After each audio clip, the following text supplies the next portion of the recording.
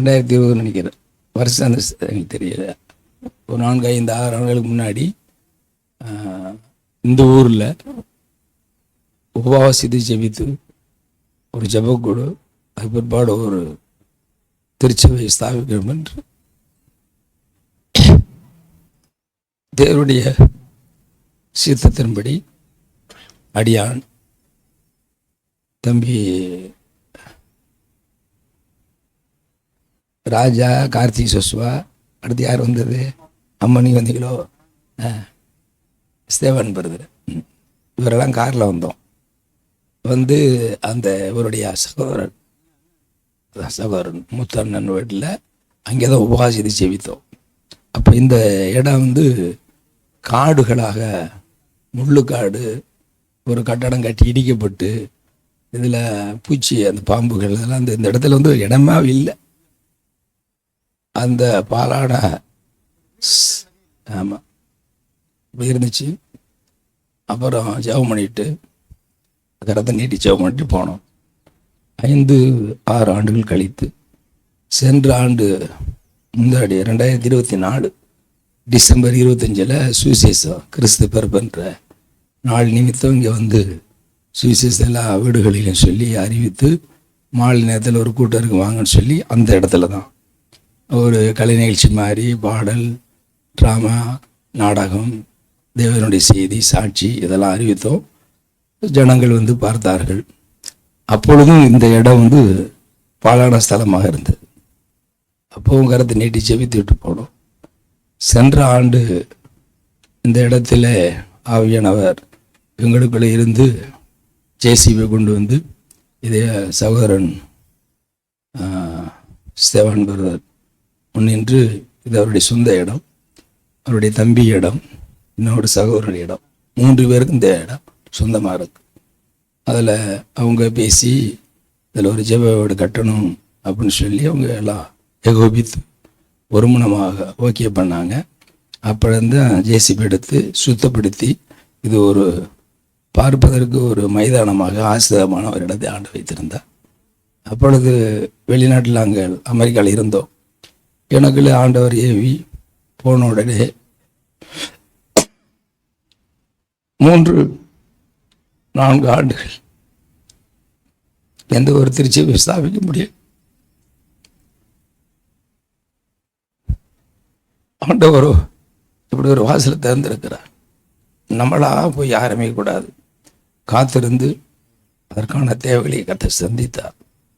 அதனால் நீங்கள் நடத்துவோம் பிரதர் வாங்கன்னு சொல்லி இங்கே வந்து பார்த்து செபித்து ஆசீர்வாதம் போடுவார், எங்களை பொறுப்படுத்துன்னு சொல்லி ஒரு சின்ன எஸ்டிமேட்டில் போட்டோம். ஒரு 1 லட்சம் 1 லட்சம்னு சொல்லி. ஆனால் வீட்டை கட்டிப்பார், கல்யாணத்தை பண்ணிப்பார் சொல்லுவார். நம்மளை கணக்கு பார்க்கல. ஆனால் அப்படி எஸ்டிமேட்லேயே 3 லட்சத்துக்கு மேலே வந்துருச்சு.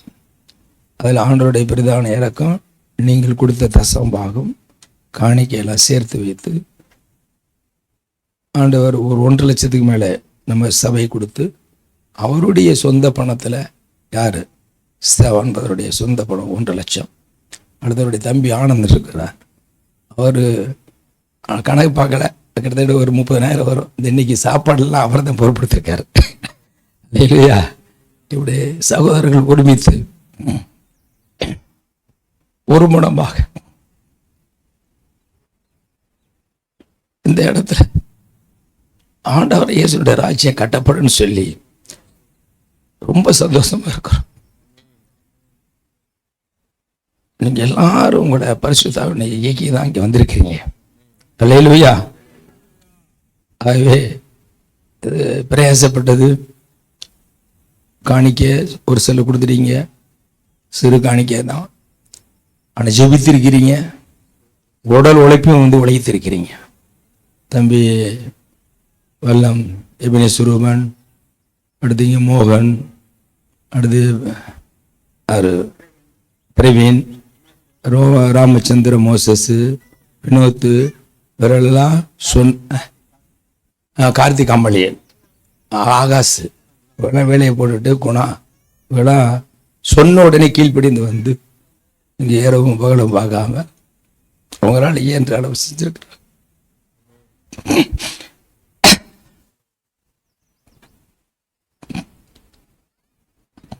இதெல்லாம் நினைக்கும் பொழுது அவர்களுக்குள்ள ஆவியான இருந்து எப்படியாவது இந்த இடத்துல ஆண்டோடைய ராஜ்யத்தை கட்டணும்னு சொல்லி எல்லா சகோதரர் ஒருமித்து வாசம் பண்ணுவது எவ்வளவு இன்பம் இனிமையானது. இந்த ஐக்கியம் வரணும். அப்படி வந்த உடனே இந்த செஞ்சுட்டு போயிட்டாங்க.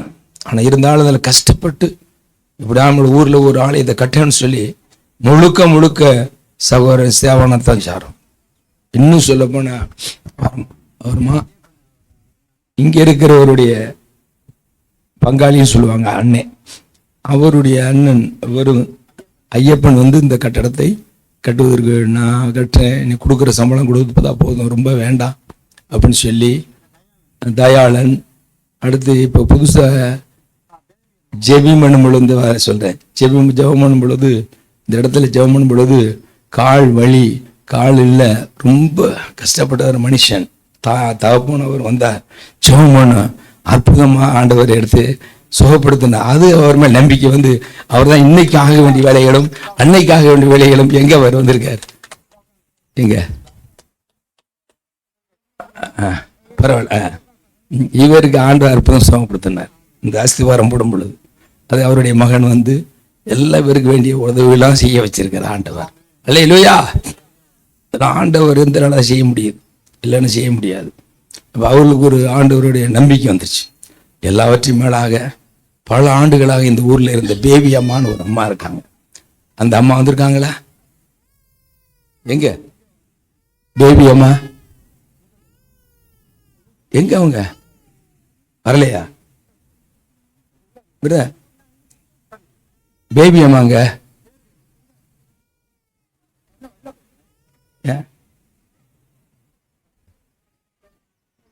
சரி சரி. அந்த அம்மா ஜெபம் செய்து உங்களுக்கு இந்த ஊரில் ஒரு சபை வேணும்னு சொல்லி போராடி செபித்திருக்காங்க. அவளை இயன்ற அளவுக்கு எல்லாருக்கும் சுயச அறிவித்திருக்கிறாங்க.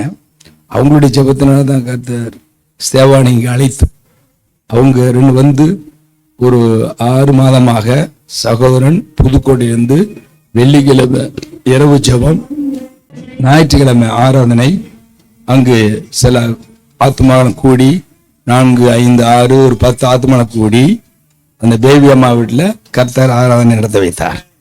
நடந்துகிட்டு இருக்கு. இப்போ அதுதான் அடையாளம். அதுக்கடுத்து இன்னைக்கு ஆண்டவர் என்ன செய்ய போறாரு? பிரதேசம் பண்ண போறார். அல்லேலூயா. இதான் அறிமுகம். இப்போ ஆண்டவருடைய கிருபைனா எல்லாம் தேவனுடைய பிள்ளைகள் வந்திருக்கிறோம். ஊழியர்கள் கர்த்தர் அழைத்து வந்திருக்கிறார். ஆண்டவராய் பிதா குமாரன் பரிசுத்த நாமத்தில் என்ன செய்ய போகிறோம்? இந்த ஆலயத்தை பிரதிஷ்டை செய்யறதுன்னா இங்கே ஜெப வழிபாடு மட்டுமில்ல, சுவிசேஷம் அறிவிக்கிற இடமாகவும் நமக்கு கொடுக்க போறார். எல்லாம் எழுதிருப்போமா? ஊழியம் செஞ்சால் இயேசுக்காக இதை செய்யணும் அப்படின்னு சொல்லிட்டு பேசிட்டு வந்தார். குடும்பத்துக்காக, பிள்ளைக்காக, இப்படியே எத்தனை நாளைக்கு இருக்க போகிறீங்க அப்படின்னு கேட்டு ஒரு மெசேஜ் எடுத்தார். அதுபோல் எதுக்கு சொல்கிறேன்னா, இந்த பிரதிஷ்டைக்கு முன்பதாக வீட்டுக்கு வந்தார். வாயை திறந்து பைசா தாங்கன்னே பாஸ்டர் கேட்க மாட்டார். சொன்னார், இந்த மார்ச் கொடுத்த சம்பளத்தை அப்படியே வீட்டுக்கு அங்கேருந்து தூக்கிட்டு வந்துட்டேன், நீ இப்படி தூக்கிட்டு போயிட்டேன், நாங்கள் என்ன பண்ணுறதுன்னு கேட்டுச்சான். இந்திராணி எப்படி இருக்கு பாருங்க, குடும்பம் ரன் பண்ணணும். பிள்ளைங்க 2 பிள்ளைங்க, வாலிப பிள்ளைங்க எப்படி சாப்பிட்ருப்பாங்க. அதுக்கு அப்படியே எனக்கு கேட்டோன்னே அப்படியே யார் இப்படி ஒரு தேவனுக்காக, தேவநாமம் மகிமைக்காக ராஜ்யம் கட்டப்படணும். இந்த பிரதேசத்திலேயே எப்படியாச்சும் எதாவது வேலை செய்யாமல் இருக்கோ அதுக்கெல்லாம் அப்படியே அந்த அமௌண்ட்டை தூக்கிட்டு வந்துட்டார். தூக்கிட்டு வந்த உடனே அங்கே வீட்டில் அதாவது அரிசி மட்டும் போட்டு ஏதோ குழம்புலாம் வைக்கவே இல்லையா. ரொம்ப கஷ்டமாக இருந்துச்சு. ஆனால் அவர் போகும்போது பாஸ்டராக கேட்டார், இங்கே வாங்க பிரதர், 5000 தரேன் கொண்டு போங்க அப்படின்னு சொன்னார். முன்னாடி இருக்கிற கொஞ்சம் ஆயத்தப்படுத்துங்கன்னா அப்புறமாட்டே அதை பற்றி தான் சொல்ல கொடுங்க பாஸ்டர்ன்னு கேட்டார். எனக்கு அவர்கிட்ட முன்னாடி பார்த்தீங்கன்னா பெயிண்ட் அடிக்கிற சமயத்தில் ஏகப்பட்ட காசு கையில் அப்படி இறப்பார், அப்படியே அள்ளி அள்ளி. ஆனால் இப்போ பாருங்கள், தேவனுடைய காரியத்துக்காக அவர்கிட்ட ஒத்த பைசா கூட இதில் இல்லை பாக்கெட்டில். ஏன் தெரியுமா? நீங்கள் தேவனுக்காக நீங்கள் எதையாகிலும் செஞ்சீங்கன்னா உங்களுக்கு தேவன் செஞ்சுக்கிட்டே இருப்பார். நல்ல மனைவி, இதே இன்னொரு பொண்டாட்டியாக இருந்தால் என்ன தெரியுமா செஞ்சுருப்பாங்க, வச்சுட்டு போயான்னு சொல்லியிருப்பாங்க. என்ன தெரியுமா வச்சுருப்பாங்க, எங்களுக்கு குடும்பத்துக்கு முதல்ல ஒரு 5000 கொடுத்துருப்போன்னு சொல்லுவோம். ஆனால் அருமையான இந்திராணி இவரோட இணைந்து ஓடுறதுனால இன்னும் இணைந்து ஓடுறதுக்கு கர்த்தர் கிருபை கொடுக்கணும். ஏன்னா எனக்கு அதை கேட்டவுடனே அப்படியே எனக்கு உள்ளுக்குள்ளே போய் ரூமில் அப்படியே பாஸ்டர்கிட்ட சொல்லல அழுதேன். ஆனால் பாஸ்டருடைய உள்ளத்தில் டக்குன்னு அப்படியே உள்ளத்தில் என்ன வந்து சொல்ல, பிரதர் நீங்கள் வாங்க பிரதர் அப்படின்னு சொல்லிட்டு டக்குன்னு எடுத்து ஒரு 5000 கொடுத்து இதை வச்சு முதலே போய் வேறு என்னென்ன இது இருக்கோ அதெல்லாம் அரேஞ்ச்மெண்ட் பண்ணுங்க அப்படின்னு சொல்லிட்டாரு. அப்புறம் தான் அவர் வெளியில் போயிட்டு அப்புறம் வாங்கிட்டு போனோன்னு எனக்கு சந்தோஷமாக இருந்துச்சு. நான் வந்து இந்த ஊழியத்தில் காசு கொடுக்குறது மற்றபடி அவர் என்ன பண்ணாலும் நான் கேட்டுக்கவே மாட்டேன். ஆனால் நான் நினச்சேன், ஐயோ வெறுமையாக அனுப்ப போகிறாரோன்னு நினச்சேன். டக்குன்னு 5000 எடுத்து கொடுத்துட்டாரு. எனக்கு ரொம்ப சந்தோஷமாக இருந்துச்சு. ஏன்னா அந்த சூழ்நிலை அவர் வீட்டுக்குள்ளே வந்தார். அந்த 15000 எனக்கு செலவாயிடுச்சு சார் அப்படின்னு சொன்னார். அவரை கர்த்தர் பேசி 5000 கொடுத்த உடனே அவர் சந்தோஷமாக அடுத்த நாள் புறப்பட்டு வர்றாரு. 6 மணிக்கு கிளம்பி வரணும். வந்து அந்த காசு வச்சு தான் அவர் மறுபடியும் எல்லா காரியங்களும் இன்னும் நிறைய காரியங்கள் இருக்குது. கர்த்தர் அவருடைய உள்ளத்தை பார்க்கிறவர். அல்லேலூயா. எல்லாரும் தான் வந்தாங்க. நான் கணவனை இழந்து தனியாக நிற்கிறேன். மகள் தனிமையாக இருக்குது. ஒரு மகளாச்சு துணை இல்லை. 3 பசங்களை வச்சுட்டு கல்யாணம் பண்ணாமல் தனியாக கணவனார் இறந்துட்டாரேன்னு எனக்காக தான் எங்கள் அம்மா அந்த வீடு வாசல் எல்லாவற்றையும் போட்டுட்டு அவங்க வந்தோடனே 2 தம்பிகளும் இருக்கானு அவங்களும் என் கூடவே வரணும்னு சொல்லி அந்த ஊரில் வந்து ஒரு வேலையை பார்த்துக்கிட்டு இருக்கேன்னு வந்தாங்க. ஆனால் என் தேவன் அப்பா அவங்களை தேவனை அறிஞ்சு கொள்ளும்படியாக அழைச்சிட்டு வந்திருக்காரு. அப்படியே அந்த வீடு பாழாய் கிடந்ததான் சகோதரர் சொன்னது போல் அப்படிப்பட்ட பரம்பரையாக எங்கள் குடும்பங்க தத்தையெல்லாம் வந்திருக்காங்க. எல்லோரும் வந்திருக்காங்க. எல்லோரும் எங்களை பார்க்குறாங்க. இவ்வளோ நாள் சென்று இந்த வீட்டை அப்படியே போட்டு போனீங்களே, அப்படியா கட்டி இவனுக்கு கல்யாணம் பண்ணி இந்த வீட்டில் இருந்த வீடு தான். ஆனால் எல்லாம் அப்படியே பாழாய் போட்டுட்டு எனக்காக வந்தாங்க. ஆனால் எல்லோரும் சொன்னாங்க, இந்த மகளுக்காக இந்த இவ்வளோ சொத்தையும் போட்டுட்டு இவ்வளோ நிலபலங்களையும் போட்டுட்டு விவசாயத்தெல்லாம் போட்டுட்டீங்க, எவ்வளவு நல்லா செழிப்பாக இருக்கலாம், இப்படி வந்துட்டாங்களே. எங்கள் தம்பி கூட என்னை பேசினா, சென்னையில் இருக்க தம்பி வந்து அக்கா ஏன்க்கா நீயாவது ஒரு வார்த்தை சொல்லக்கூடாது அவங்கள ஏன் இங்கே வர வச்சேன்னு. நான் அம்மாலாம் வந்து அங்கே ரொம்ப கஷ்டப்பட்டாங்க. ஏன்னா என் பசங்க 3 பேருக்கு நான் கல்யாணம் பண்ணதுனால இவங்களை நான் அதிகமாக கவனிக்க முடியலை. அந்த சூழ்நிலையில் இவங்க ரொம்ப கஷ்டப்பட்டாங்க. அந்த நிலைமையிலேயே என் தேவனப்பா எங்களை தெரிந்து கொள்றதுக்காக தான் நாங்கள் இவ்வளோ பாடுகள் அனுப்பிச்சோம். அப்பா அவருடைய பிரமாணத்தை நாங்கள் கற்றுக்கொள்ளும்படி எங்களை தெரிந்து கொண்டு அப்பா நாங்கள் சபைக்கு போய் இன்றைக்கி நாங்களும் நல்லா இருக்கோம், எங்கள் தம்பியும் நல்லா இருந்து திரும்ப இந்த இடத்துக்கு வந்து கட்டி தாய் வீட்டுக்கு நான் வர வச்சேன். என் தேவனுக்கு கோடி நன்றி சொல்லுது. என் தம்பியை இப்படியா சிரத்தித்த தேவனுக்கு எங்கள் சகோதரர்கள்லாம் அதுக்கு முன்னின்று நடத்து கோடி நன்றி. நான் பிறந்து எவ்வளவோ எங்கள் சித்தப்பாலாம் இருந்திருக்காங்க, என் மேலே அவ்வளோ பாசமாக இருப்பாங்க. நான் ஒரே பொண்ணு. ஆனால் நான் யாருக்கும் எதுக்கும் நான் வர முடியலை. என்னால் பஸ் ஏற முடியலப்பா. அப்படியே காரணத்தை சொல்லி நான் இருந்தேன். ஆனால் என் தேவன்கிட்ட நான் சொன்னேன், அவன் வந்து அக்கா நான் இந்த மாதிரி ஆலயம் கட்ட போகிறேன், ஆலயம் கட்டுறேன், நீங்கள் அந்த இடத்துல வந்து நீங்களும் வரணும்னு சொன்னான். என்னால் பஸ்ஸெல்லாம் ஏற முடியாதுடா, கார் இருந்தால் நான் வருவேன். எங்கள் வீட்டுக்கார் சொந்த கார் வச்சுருந்தார். பிள்ளைங்களுக்கு அவர் இறந்தோன்னே எல்லாமே நாங்கள் இழந்துட்டோம். இங்கே காரில் தான் வருவேன், எனக்கு கல்யாணம் பண்ணி காரில் தான் வருவேன்னு இந்த ஊரே சொல்லும். அப்படியா மணி அப்படி அழைச்சிட்டு வருவார், பிள்ளைங்களை அழைச்சிடுவேன். எங்கள் தம்பிக்கு எல்லாருக்குமே தெரியும். ஆனால் எங்கள் அம்மாவும் அங்கே வந்துட்டாங்களா, நான் அதனால் எல்லாத்தையும் அங்கே இழந்து ஆண்டவரை மட்டும் பிடிச்சிக்கிட்டோம். எங்களுக்கு எதை இழந்தாலும் தேவனை பிடிச்சிக்கிட்டோம், அது போதும். எங்களுக்கு எல்லா சொத்து சொகை எல்லாமே அவர் தான். நாங்கள் சந்தோஷமாக தான் இருக்கிறோம். இப்படியா இப்போ இழந்ததெல்லாம் எங்களுக்கு ஆண்டவர் கொடுத்துக்கிட்டு இருக்காரு.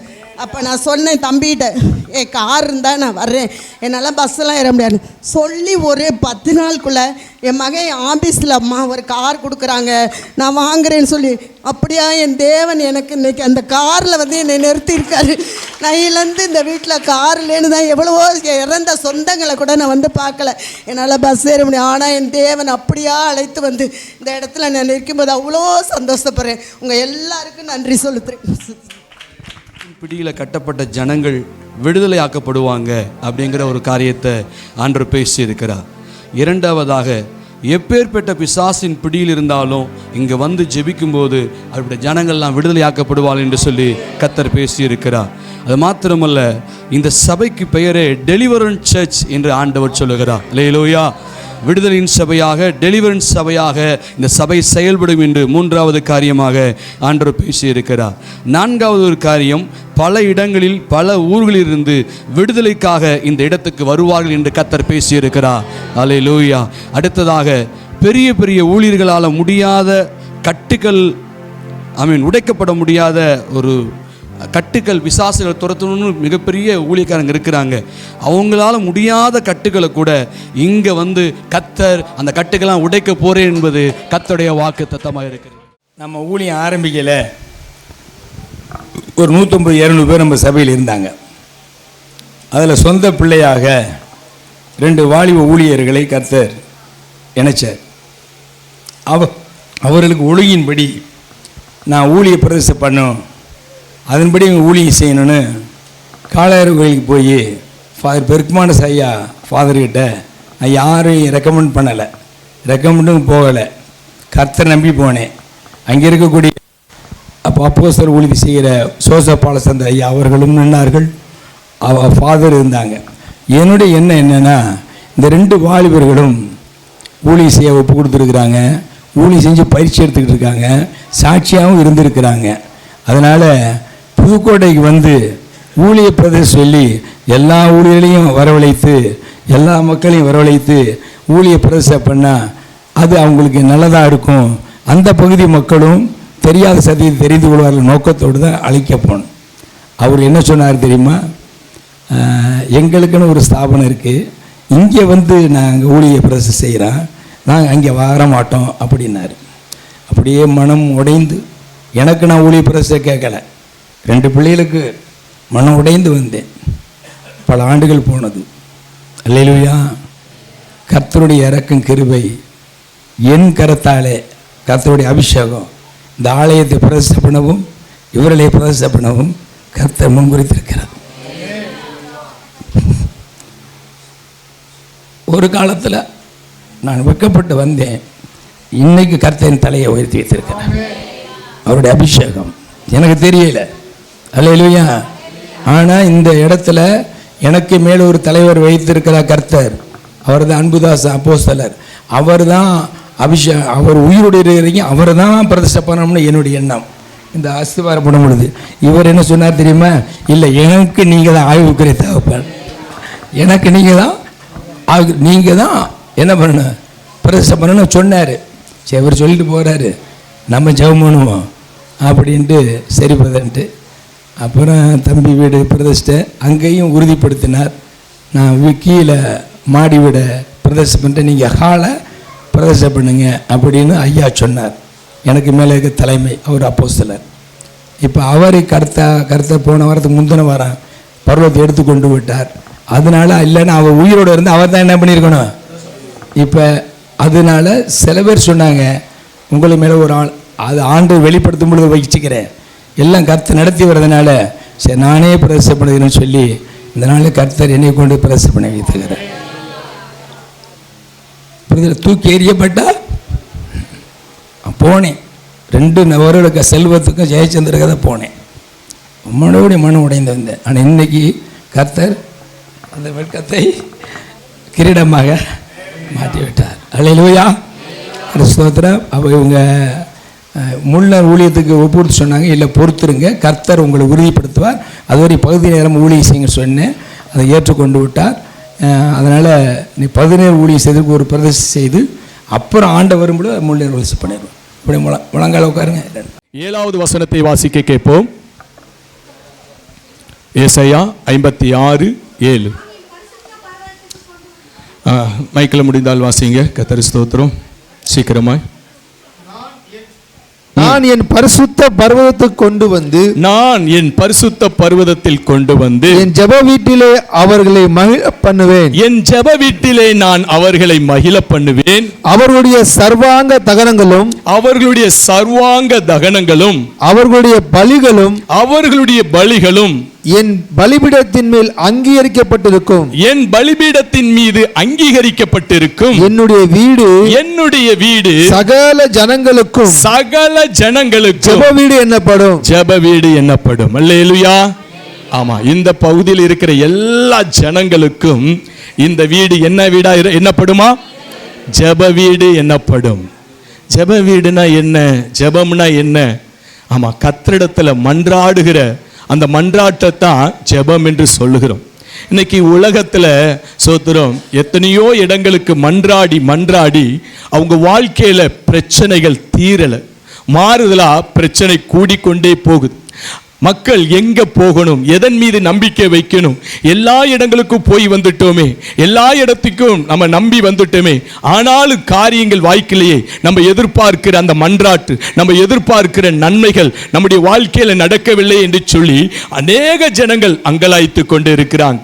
எதிர்பார்க்கிற சமாதானம் இல்லை, எதிர்பார்க்கிற சந்தோஷம் இல்லை, எதிர்பார்க்கிற நிம்மதி இல்லை, எதிர்பார்க்கிற சுகம் இல்லை, எதிர்பார்க்கிற விடுதலை இல்லை, எதிர்பார்க்கிற ஆசீர்வாதம் இல்லை. ஒரு நம்பிக்கையற்ற சூழ்நிலையில மனித சமுதாயம் வாழ்ந்து கொண்டிருக்கிறாங்க. அப்படி வாழ்ந்து கொண்டிருக்கிற மனித சமுதாயத்திற்கு மத்தியில ஒரு நம்பிக்கையை ஊட்டுகிற ஒரு ஸ்தலமாக தான் கர்த்தர் ஜெப வீடை ஸ்தாபித்திருக்கிறார். அல்லேலூயா.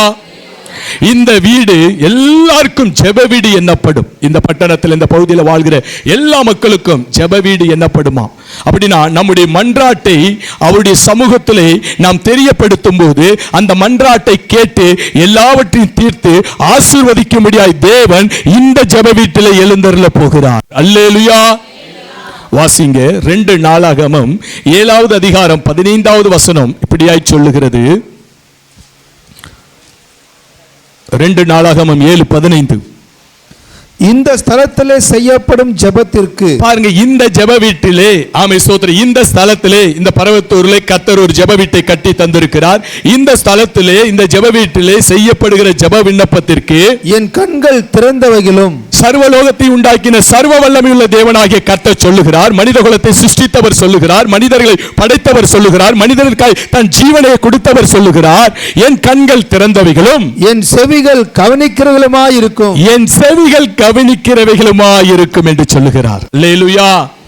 அப்ப அவருடைய ஜெப வீட்டில் நம்முடைய மன்றாட்டை அவருடைய கண்கள் காண்கிறது, அவருடைய செவிகள் கேட்கிறது மாத்திரமல்ல, நமக்கு வேண்டிய எல்லா நன்மைகளையும் செய்து நம்மை ஆசீர்வதிப்பதற்காக கர்த்தர் ஜெப வீட்டை தந்து ஆசீர்வதித்திருக்கிறார். அல்லேலூயா. 1 சாமுவேல், ஆமே ஸ்தோத்திரம், 1வது அதிகாரம், ஆமே ஸ்தோத்திரம், 15வது வசனத்தை வாசிக்கும் பொழுது, ஆமே ஸ்தோத்திரம், நேரம் நான் சொல்லி கடந்து போகிறேன். அங்கே அன்னாள்ங்கிற ஒரு சகோதரி, அவளுடைய வாழ்க்கையில தீராத ஒரு நிந்தை, குழந்தை பாக்கியம் இல்லை. அதனால அந்த நிந்தையினால அவள் ஒவ்வொரு நாளும் மனவேதனைப்பட்டு கலங்கி கொண்டு இருக்கிறார். ஆமே ஸ்தோத்திரம், உறவுகளாலும் அவள் பாதிக்கப்படுகிறார். அவளுடைய நிந்தை மாறுவதற்கு வழியே தெரியல. ஒரு நாள் தேவனுடைய ஆலயத்தில் போய் தன் இருதயத்தை ஊற்றினாள். ஆண்டவரே, எனக்கு ஒரு ஆண் பிள்ளையை தருவீரானால் அதை உமக்கே படைப்பேன் என்று சொல்லி, என் நிந்தை நீங்க வேண்டும் என்று சொல்லி தேவ ஆலயத்திலே தேவனிடத்திலே முறையிட்ட போது கர்த்தருடைய கண்கள் கண்டது, அவருடைய செவிகள் கேட்டது. அன்னாளை கடாட்சித்தார். கர்த்தர் சாமுவேலை தந்து தேவன் ஆசீர்வதித்தார். அல்லேலூயா. அதுபோல அநேகர் குழந்தை பாக்கியம் இல்லாதவர்கள், ஆமே ஸ்தோத்திரம், சமாதானம் இல்லாதவர்கள், நிம்மதி இல்லாதவர்கள், பிரச்சனையோடு வாழ்ந்து கொண்டிருக்கிறவர்கள், பலவீனத்தின் மத்தியிலே காணப்படுகிறவர்கள், கடன் பிரச்சனையில இருக்கிறவங்க, ஆமே ஸ்தோத்திரம், ஆசீர்வாதம் இல்லாமல் எங்கள் குடும்பம் சாபத்தினால் பாவத்தினால் பாதிக்கப்பட்டு கொண்டு இருக்குன்னு சொல்லி சொல்லுகிற அத்தனை ஜனங்களும் இந்த ஸ்தலத்தில் வந்து ஆமீன் அவருடைய இருதயத்தை ஊற்றி ஜெபிக்கும் போது அன்னாருடைய வாழ்க்கையில அற்புதம் செய்ததை போல ஒவ்வொருடைய வாழ்க்கையிலும் அற்புதம் செய்வதற்காகவே இந்த ஜெப வீட்டை கர்த்தர் தந்திருக்கிறார். அல்லேலூயா. இனி வருகிற நாட்கள் அப்படிப்பட்ட அற்புதங்களை செய்வார். திரளான ஜனங்களை ரட்சிப்பார். இந்த ஸ்தலத்தில் நிலைநிறுத்துவார். ஒரு திரள் கூட்டத்தோடு தேவனை மகிமைப்படுத்தி அவருடைய வருகையை எதிர்கொண்டு வருவதற்கு பரலோகத்தின் தேவன் உதவி செய்வார். கரங்களை தட்டி கர்த்தருடைய நல்ல நாமத்தை மகிமைப்படுத்துவோமா? அல்லேலூயா. ஆமீன். அவருடைய வீடு ஜெப வீடாய் எண்ணப்படுகிறது. அதற்கு மேலே சொல்லப்பட்டிருக்கிறது, சர்வாங்க பலியையும், ஆமீன் ஸ்தோத்திரம், பலிகளையும் அவர் ஏற்றுக்கொள்கிறார். வருகிற ஜனங்கள் ஏனோதானோ என்று அல்ல, முழுவதுமாய் தேவனுக்கு தங்களை படைக்கிறவர்களாய் காணப்படுவார்கள். உலகத்தில் ஸ்தோத்திரம் அநேக இடங்களில் பார்க்கிறோம். ஆமீன், முழுவதுமான ஒரு நம்பிக்கையை பார்க்க முடியல. ஆமீன் ஸ்தோத்திரம், அவங்களுடைய நம்பிக்கை அரைகுறையாதான் இருக்கு. அதை சொல்லி விவரிக்க நேரம் இல்லை. ஆனா இரட்சகருக்குள்ளே கடந்து வரும்பொழுது ஒரே நம்பிக்கையாய், முழு நம்பிக்கையாய், முழுவதுமாய், அன்னைக்கு ஆபிரகாம் தன் மகனாகிய ஈசாக்கை பலியாய் ஒப்பு கொடுத்ததை போல வருகிற ஒவ்வொரு தேவ பிள்ளைகளும் தேவனுக்கு தங்களை மனப்பூர்வமாய் ஒப்பு கொடுத்து தேவனை தொழுது கொள்ளுகிறவர்களாய் இருப்பார்கள். அவர்களை தேவன் ஆசீர்வதிப்பார். அல்லேலூயா. அவர்கள் பலிகள் அங்கீகரிக்கப்படும். ஸ்தோத்திர பலிகள் அங்கீகரிக்கப்படும். துதி பலிகள் அங்கீகரிக்கப்படும். ஆமென். சர்வாங்க பலி, தேவனுக்கு தங்களை மனப்பூர்வமாய் ஒப்பு கொடுக்கிற ஒவ்வொரு பலிகளையும் தேவன் என்ன பண்ணுவார்? அங்கீகரிப்பார், ஆசீர்வதிப்பார்.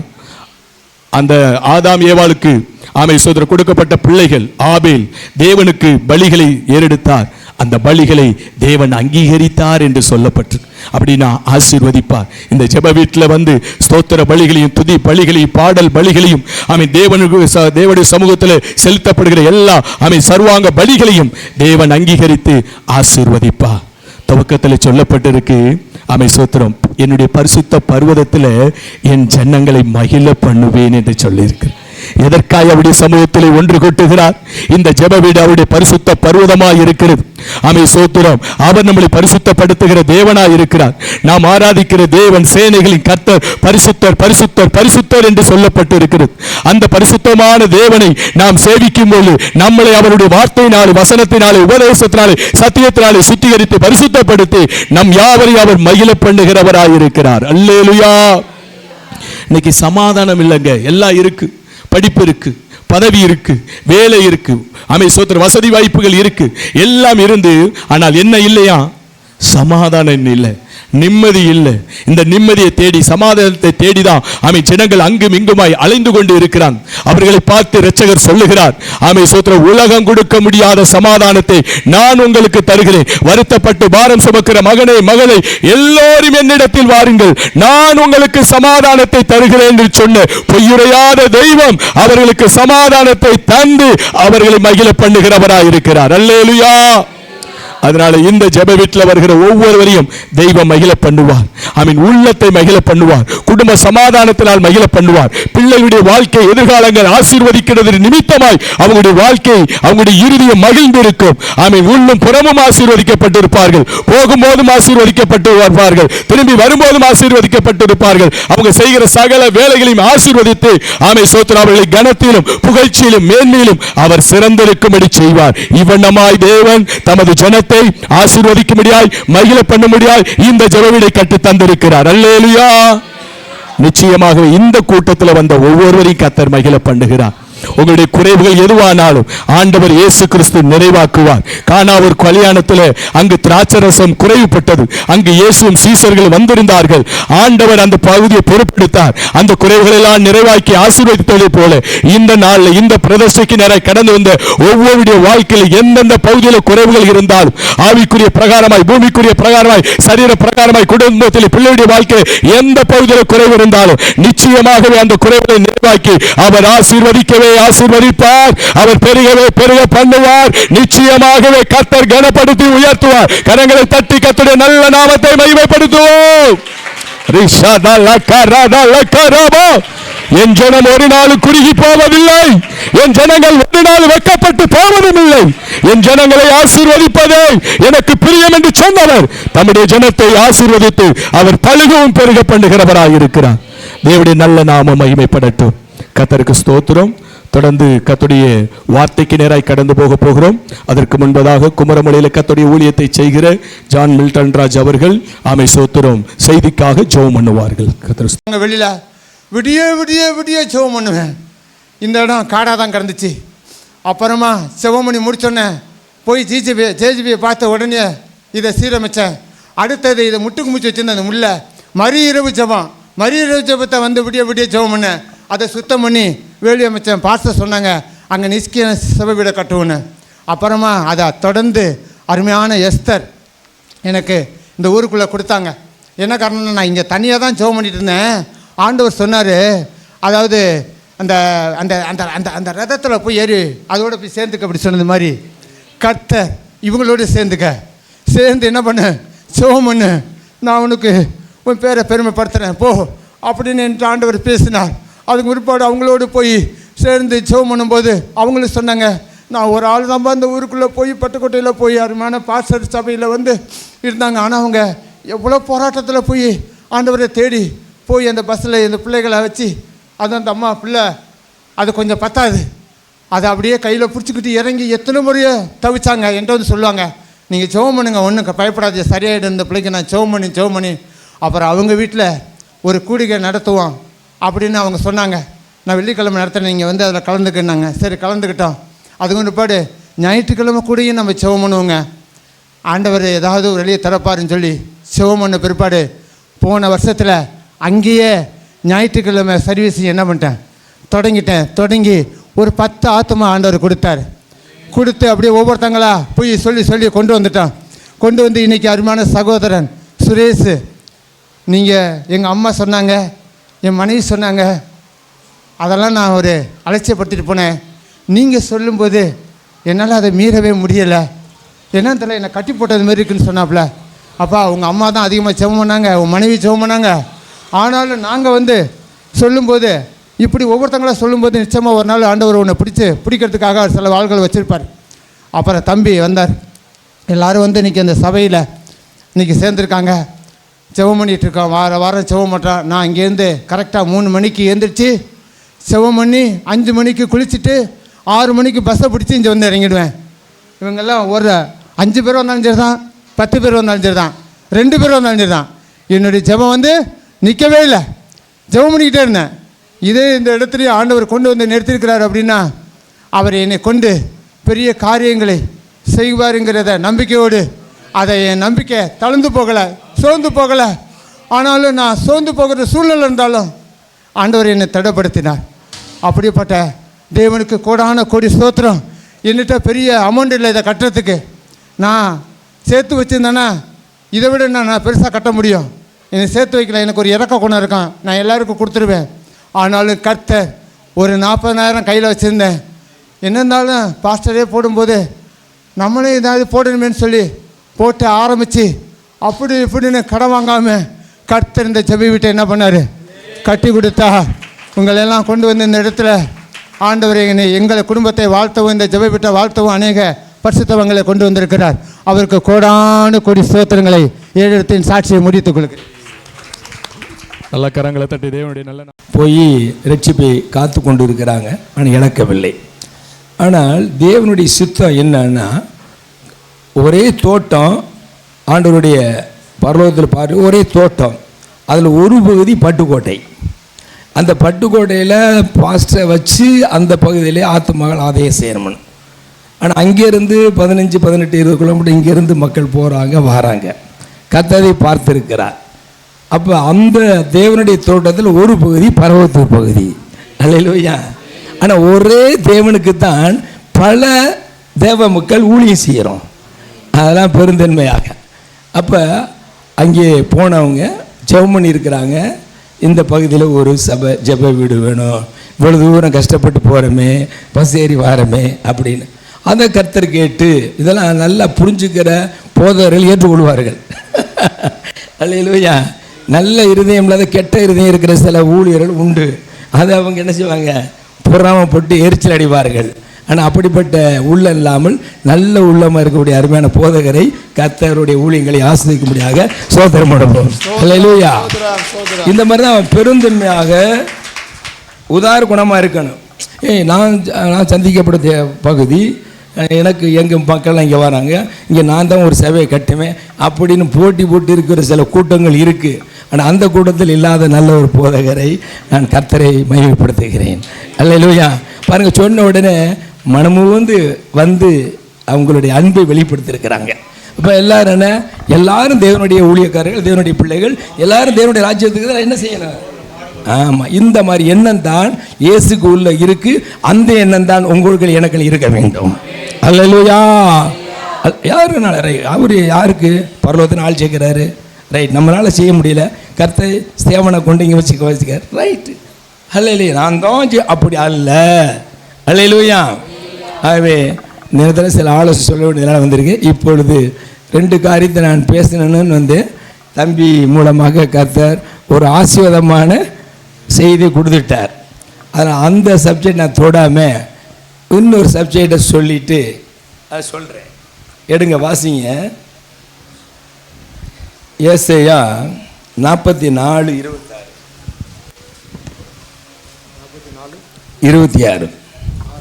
இன்னைக்கு தலைப்பு நான் பாழான ஸ்தலங்கள். அதான் நான் என் ஊழியக்காரன் வார்த்தையை நிலைப்படுத்தி என் ஸ்தானாதிபதிகளின் ஆலோசனையை நிறைவேற்றி குடியேறுவாய் என்று எருசலேமுக்கும் கட்டப்படுவீர்கள் என்றும் யூதாவின் பட்டணங்களுக்கும் சொல்லி அவைகளில் பாழான ஸ்தலங்களை எடுப்பிப்பார். பாழான ஸ்தலங்களை எடுப்பிக்கிறவர் ஒரே ஒரு தேவன், அவர்தான் கர்த்தராய தேவன் இயேசு கிறிஸ்து. அல்லேலூயா.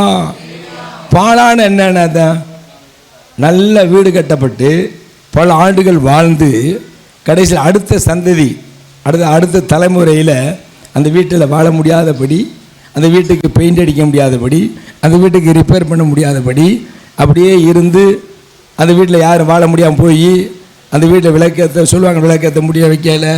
அப்புறம் என்ன ஆகும் சொல்லுங்கள்? வவால் ஆந்த இதெல்லாம் குடிகொண்டு கடைசியில் அதை எச்சமிட்டு அந்த சோகத்தில் அந்த ஆலமரம் முளைச்சி அரச மரம் முளைச்சி செவ்வறில் என்னாகி இடித்து விழுந்து கிடந்து காடாக இருக்குது. அந்த இடத்துக்கு பேர் தான் பாழான ஸ்தலம், பாழான இடம். புரியுதா? அதே மாதிரி தான் இந்த ஊரில் நம்ம இருக்கிற இந்த இடத்துல ஒரு காலத்தில் நல்ல வாழ்ந்த, இப்போ சாட்சி கேட்டீங்க நம்மளுடைய சகோதரன் சரவணன் என்ற சேவான். அவர் சாட்சி, அவர் அப்பா காலத்தில் நல்ல மிராசுன்னு தெரியுமா? பழைய கரப்பது நம்ம ஆடு மாடு பண்ணை வேலையாட்கள் பல நிலங்கள் இதெல்லாம் வாழ்ந்த குடும்பம். எந்த குடும்பம்? இந்த இடத்துல இருந்த குடும்பம். எப்போவுமே தெரிஞ்சுங்க, தேவனை அறியாத குடும்பம், அந்த தேவனுடைய குமாரனா இயேசு கிறிஸ்துவை ஏற்றுக்கொள்ளாத நபர் குடும்பம். ஒரு காலத்தில் நல்லா வாழ்ந்தாலும் அடுத்த தலைமுறையிலே அந்த குடும்பம் அந்த வம்சம் பாழாய் போய்விடுகிறது. இது நாங்கள் கண்ணால் பார்த்து வருகிறோம். அல்லேலூயா. அப்போ தேவன் யார்? என்னை படைத்த கடவுள் யார்? எனக்காக அந்த கடவுள் அனுப்பின குமாரன் யார்? பாவத்துக்கு பரிகாரம் செய்கிற கடவுள், இரத்த சிந்தன கடவுள் யார் என்று அறிந்து கொண்டு அந்த கடவுளாய் இயேசு கிறிஸ்துவை தன் சொந்த கடவுளை ஏற்றுக்கொள்கிற பொழுது பாவங்கள் மன்னிக்கப்படுகிறது, சாபங்கள் நீக்கப்படுகிறது. அந்த இடத்திலிருந்து பாலான இடங்களை கர்த்தர் வாக்குத்தத்தம் என்ன கொடுக்குறாரா? எடுப்பிப்பார். அதுக்கு முன்னாடி உள்ள வசனம் பாருங்க. அதே வசனத்தில் முதல்ல என் 26:44 என் ஊழியக்காரன் வார்த்தை பார்த்தீங்களா? நான் என் ஊழியக்காரன் வார்த்தையை நிலைப்படுத்துகிறவர். அப்ப இந்த ஊர்ல ஒரு ஊழியக்காரன் கர்த்தர் ஆயத்தப்படுத்தி தரிசனப்படுத்தி இந்த செய்திக்கு பிற்பாடு நாங்கள் அவரை பிரதிஷ்டை பண்ண போகிறோம். அல்லேலூயா. பிரதிஷ்டை பண்ண போகிறோம். அதில் கர்த்தர் கொடுக்குற அதிகாரம், அவர் உங்களுக்கு கொடுக்கப்பட்ட ஊழியக்காரனுடைய வார்த்தையை என்ன செய்கிறாரா? உங்களுக்கு அவர் ஜெபிக்கிறத கர்த்தர் வாக்குத்தத்தம் கொடுத்துட்டார். அப்போ அவர் மாற மாட்டார், நம்ம தான் மாறுவோம். இந்த ஊழியக்காரன் பிடிக்கல, அந்த ஊழியக்காரன் போவோம். அல்லேலூயா. நம்ம தான் மாறுவோம். ஆனால் மாறாதவர், வாக்குத்தத்தம் கொடுத்தவர், என் ஊழியக்காரன் வார்த்தையை என்ன வார்த்தை நிலைப்படுத்துவார்? வாசிப்பா. என் ஸ்தானாதிபதிகளின் ஆலோசனையை நிறைவேற்றி, அந்த ஊழியக்காரன் தான் ஸ்தானாதிபதி, ஒரு தலைவன். அந்த ஆலோசனையை நிறைவேற்றி அவர் மூலமாக உங்களுக்கு கொடுக்கக்கூடிய தேவனுடைய வார்த்தை, சத்தியங்கள், ஆலோசனைகளாம் கர்த்தர் நீங்கள் கடைபிடித்து வாழ்வதற்கு கர்த்தர் நிறைவேற்ற வல்லவராக இருக்கிறார். அடுத்து குடியேறுவா என்று எருசலேமுக்கும். பார்த்தீங்களா? எருசலேம் என்பது என்னது தெரியுமா? சமாதான நகரம், சந்தோஷம், துதி, பாடல், ஆண்டவரை தரிசிக்கிற கண்கள், எதுவுமே துக்கமே இருக்காதுங்க எருசலேம்ல. அழுகை இல்லை, கண்ணீர் இல்லை, கவலை இல்லை. அதான் எருசலேம், அதான் சமாதானம். இன்னைக்கு நிறைய பேர் இருக்கிறாங்க, கோடிக்கணக்கில் பணம், ஆஸ்தி, சொத்து இருக்கு, பிள்ளைகள், மனைவி எல்லாம் இருக்கு, பங்களா. வாழ்க்கையில் சமாதானம் இருக்கா? ஒரு சின்ன வியாதி வந்து மருத்துவர் பெருசு படுத்துறோன்னே, ஐயோ நான் பிழைப்பேனா, இந்த சொத்துலாம் என்ன ஆக போகுது, போச்சு இல்லை. ஆனால் எருசலேம் என்பது சமாதானம். அல்லேலூயா. அந்த எருசலேமில் தான் யார் வாசம் பண்ணுகிறார் தெரியுமா? ஆண்டவர் இயேசு கிறிஸ்து.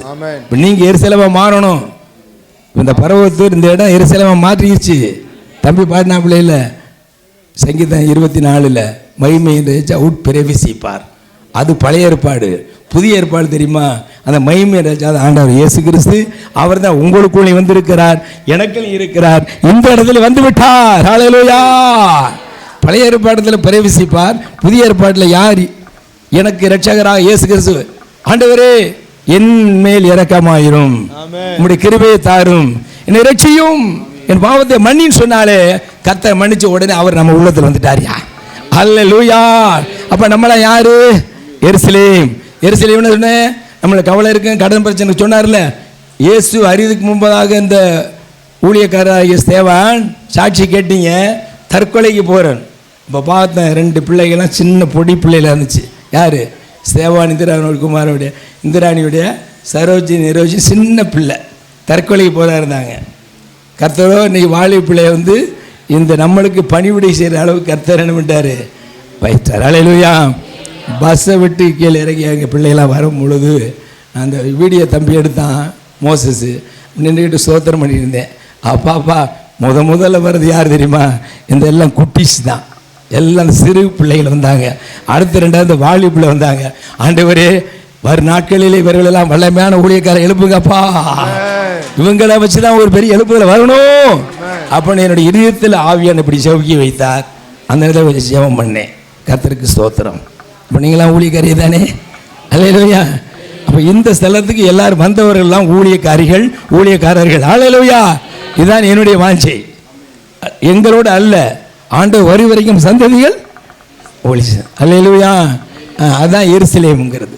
அடுத்த வாசி. கட்டப்படுவீர்கள் என்று யூதாவின் பட்டணங்களுக்கும் சொல்லி அவைகளின் பாலான ஸ்தலங்களை எடுப்பிப்பவர். அப்ப என்ன பாலான ஸ்தலம் இருந்தாலும் கர்த்தரா இயேசு கிறிஸ்து நாமத்தினால உங்களுக்குன்னு ஒரு ஊழியக்காரை கர்த்தர் நியமித்து விட்டார்னா, இங்க இருக்கக்கூடிய பாலான ஸ்தலங்களாக இருக்கிற வீட்டு வாழ்க்கை, குடும்ப வாழ்க்கை, தொழில் எல்லாமே கர்த்தர் அதை என்ன மாற்றுவாராம்? ஆசீர்வாதமாக மாற்றுவார். அல்லேலூயா. 52:9 வாசி. 52 அதே ஏசாயா 52:9.